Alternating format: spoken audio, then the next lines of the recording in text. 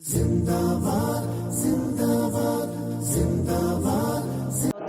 کہتے ہیں کہ ہمارے نکاح میں برکت نہیں ہے، ہماری طلاقیں ہو رہی ہیں، ہمارے جھگڑے فساد ہو رہے ہیں، کبھی ساس بہو کے جھگڑے تو کبھی شوہر اور بیوی کے جھگڑے۔ وہ اس وجہ سے کہ تم نے حضور علیہ الصلوۃ والسلام کے طریقے پر عمل ہی نہیں کیا۔ حضور نے حسن جمال سے بھی منع فرمایا تھا اور مالداری سے بھی منع فرمایا تھا۔ حضور نے تو فرمایا تھا کہ دینداری دیکھنا، وہ تو تم نے پوچھی نہیں۔ تو جب دین ہی نہیں ہے تو برکتیں کہاں سے آئیں گی؟ اللہ اس کے رسول کے ذکر کے بغیر برکتیں کیسے ہو سکتی ہیں؟ تو تم نے اپنی منمانی کی ہے تو اس کے وہی نتائج حاصل ہوں گے۔ تو دو فضیلتیں ہو گئیں۔ تیسری فضیلت کہ ایسی عورتوں سے نکاح کیا جائے کہ جو زیادہ اولاد جننے والی ہوں اور نسل انسانی کی بقا ان سے حاصل ہوتی ہو۔ چنانچہ قرآن پڑھ کر دیکھو، اللہ فرماتا، اللہ تعالیٰ شاہ فرماتا، یا ایھا الناس اتقوا ربکم الذی خلقکم من نفس واحدۃ وخلق منها زوجها وبث منہما رجالا کثیرا ونساء۔ اللہ فرماتا ہے، اے لوگو ڈرو اپنے رب سے جس نے تمہیں ایک جان سے، ایک واحد جان سے پیدا کیا اور پھر اس نے اس سے اس کا جوڑ پیدا کیا اور پھر ان دونوں سے کثیر مردوں اور عورتوں کو تخلیق فرمایا۔ تو پتہ چلا کہ ایسے لوگوں میں نکاح کرنا چاہیے کہ جن کے ہاں اولاد کی کثرت ہوتی ہو۔ تو اللہ نے واضح طور پہ فرمایا کہ اللہ نے تمہیں ایک جان سے پیدا کیا، یعنی حضرت آدم علیہ السلام سے، اور پھر انہی کی جن سے ان کا جوڑ پیدا کیا، یعنی حضرت حوا علیہ السلام کو، اور پھر فرمایا کہ ان دونوں سے اللہ نے کثیر مردوں اور عورتوں کو پیدا فرمایا۔ تو کثرت اولاد، ایسی عورت سے نکاح کیا جائے کہ جو زیادہ اولاد جننے والی ہو۔ ایک صحابی حضور کی بارگاہ میں عرض کیا، یا رسول اللہ میں نکاح کرنا چاہتا ہوں لیکن وہ عورت بانجھ ہے، بچے نہیں جن سکتی۔ حضور علیہ الصلوۃ والسلام نے منع فرما دی۔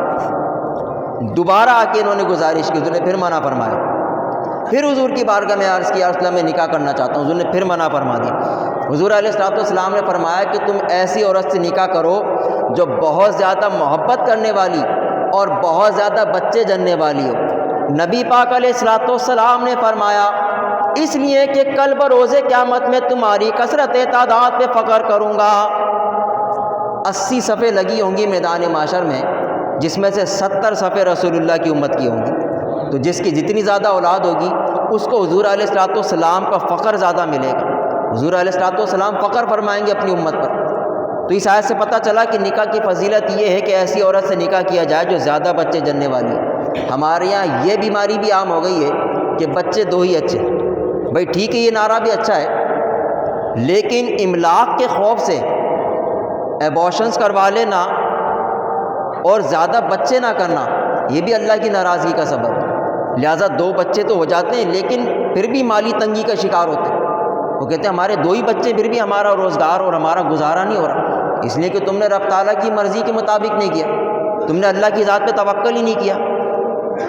ہم اور آپ اگر اپنے ماں باپ کو دیکھیں تو ہم 6 8 بہن بھائی ہیں، اور آپ اس دور میں دیکھیں تو 2 بچے، اور 2 بچوں پر اتنی پریشانیاں کہ وہ بیمار بھی ہیں، ان کے دیگر اخراجات بھی اور خرچے پورے نہیں ہو رہے۔ لیکن ہمارے ماں باپ نے ہم 6 8 بہن بھائیوں کو آرام سے پال لیا۔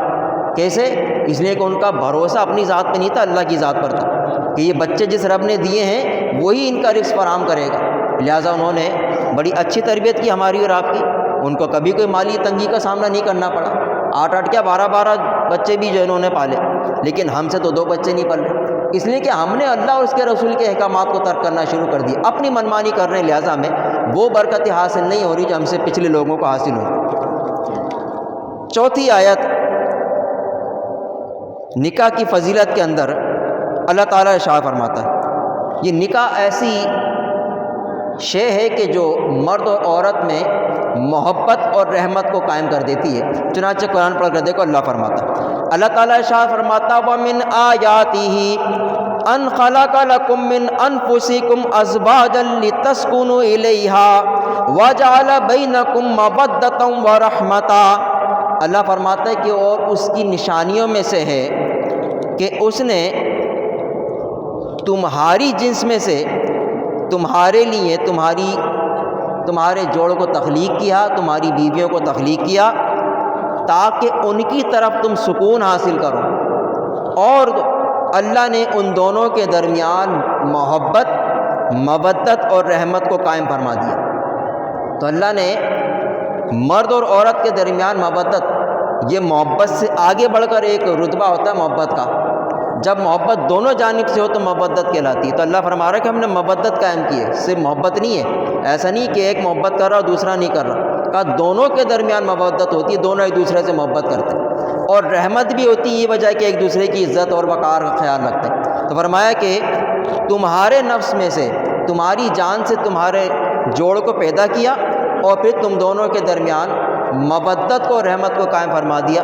تو یہ نکاح کی فضیلت ہے کہ جو نکاح کرتے ہیں ان میں آپس میں نہ جانتے ہوئے بھی، بعض اوقات ایسا ہوتا ہے کہ بالکل ہی دولہا دلہن ایک دوسرے کو نہیں جانتے، لیکن شادی کے بعد وہ ایسے ہو جاتے ہیں جیسے نہ جانے جنموں جنموں کا رشتہ تھا ان کا۔ تو یہ اللہ تعالیٰ کی طرف سے رحمت اور مودت ہوتی ہے کہ جو ان کو زندگی گزارنے کے لیے آسانیاں فراہم کرتی۔ تو یہ ہے قرآن کے جس نے نکاح کے بارے میں ہمیں یہ فضائل بیان کیا۔ اب میں چند احادیث مبارکہ آپ حضرات